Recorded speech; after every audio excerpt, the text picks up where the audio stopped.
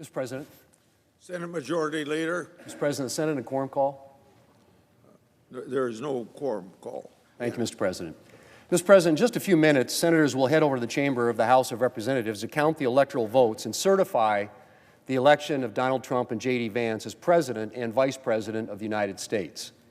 Today, I want to offer my warmest congratulations to President Trump and Vice President-elect Vance. They scored a tremendous victory this last November.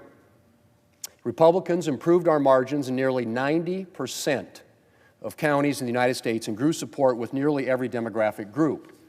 The Republican coalition is broad and strong and growing. Now the work begins of delivering on our agenda.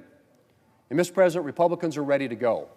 We're committed to ending the Biden-Harris border crisis, securing our southern border, restoring respect for the rule of law. We're committed to restoring American strength to secure our nation and discourage the actors fomenting instability on the world stage.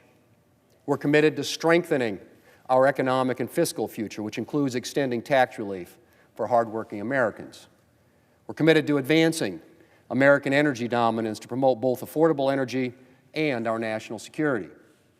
Mr. President, the list goes on, and we're getting right to work. Along with advancing these priorities, we will be focused on getting President Trump's cabinet up and running quickly by ensuring that his nominees are speedily confirmed here in the United States Senate.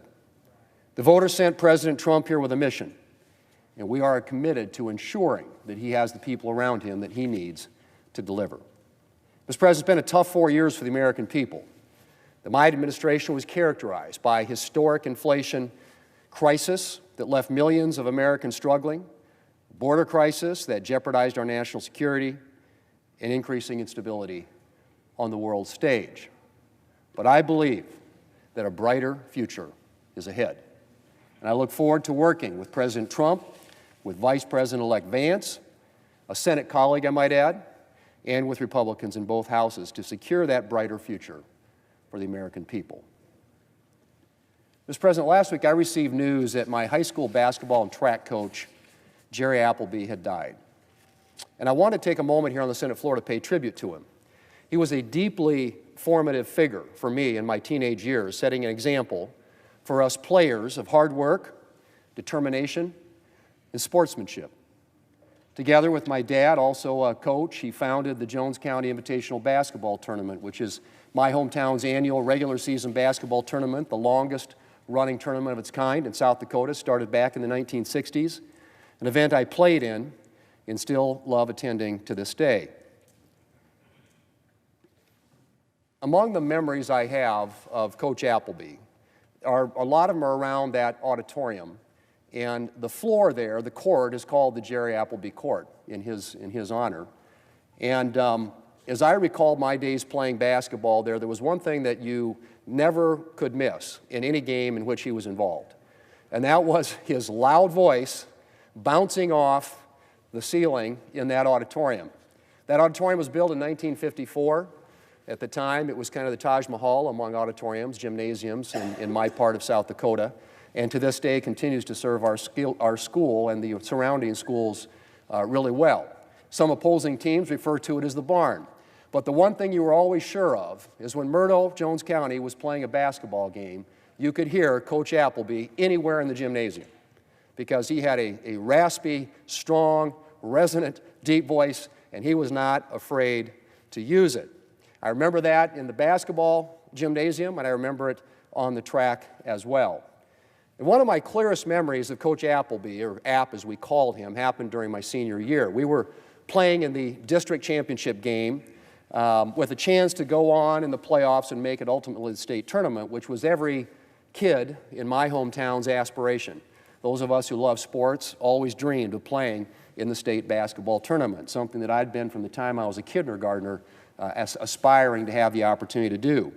Well, we got to the last chance, my senior year, a district championship game. We're playing our arch rival, Lyman County, in their gymnasium, and as it was typically the case, it was a back-and-forth game.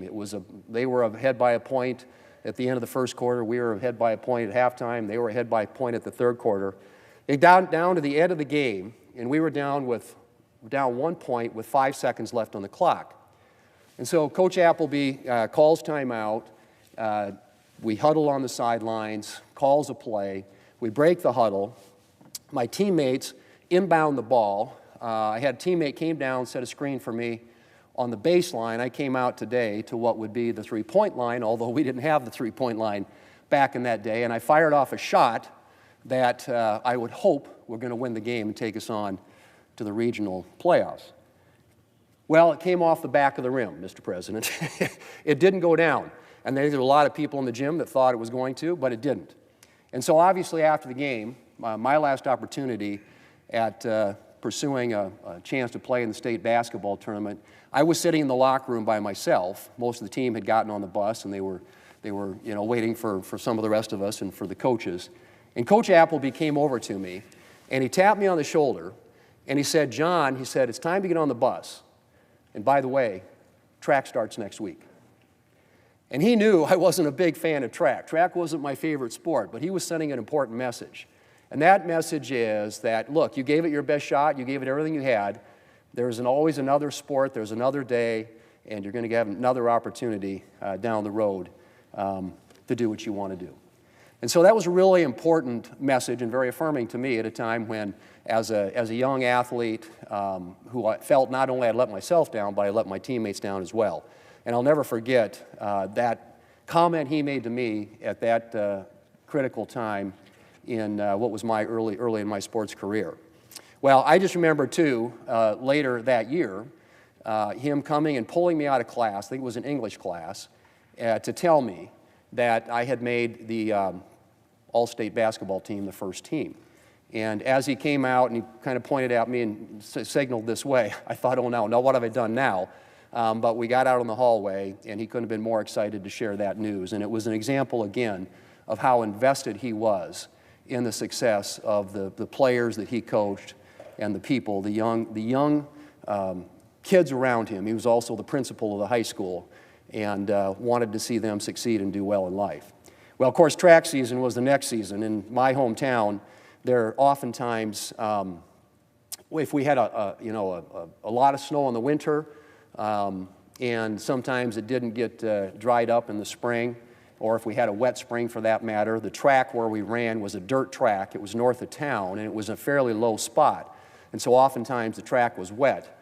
So to do our conditioning, particularly early in the season, we would run city blocks. A block would be like this, equivalent of about a 400 repeat. And we would run a series of those. We would do our long warm-up runs, and then we would run city blocks. The other thing we would do is we would go down to the airport south of town. And the airport south of town, little landing strip, and it's about a half a mile long. My colleague, Senator Rounds here, has probably flown into it. He's a pilot. But we would run down there. It was about 2.2 miles to get down there, so that was kind of our warm-up run. And then we would do our workouts on the airport runway. And we would all line up at one end of the runway, and Coach Applebee would be down at the other end of the runway. And if you've ever seen, a half mile on a straightaway, he looked like this little figure down there. And we would all line up, and sometimes you could even inch forward a little bit because he couldn't see you, he was so far away, but he always knew what you were up to. And you could hear him. Even then you could hear him. And I remember later that year running at the state track meet in Sioux Falls, which is a lot larger outdoor place that we ran, and Howard Wood Field in Sioux Falls seats somewhere on the order of 12,000 people. But even in a crowded outdoor arena, you could hear his voice up in the crowd. It was unmistakable, and he was always barking something out. In many cases, admonishing you to do better, to run harder, to be more successful. So, Mr. President, I'm just grateful for the impact that he had on my life. And as I think about, the admonition to him, track starts next week, there is always another day. And we have to get up and do our work and make sure that we're doing the best that we can to accomplish our work here on behalf of the American people. So those are lessons that I've taken with me. Accept your losses. Get to work on the next thing. It's one of the many lessons that has stuck with me from Coach Applebee. I'm going to miss seeing Coach Applebee on my visits to Murdo, and I remain deeply grateful for everything he taught me along the way. And I want his family to know my thoughts and prayers are with them. with his loved ones, and I would just say, rest in peace, I should say, Coach Applebee. Mr. President, I yield the floor.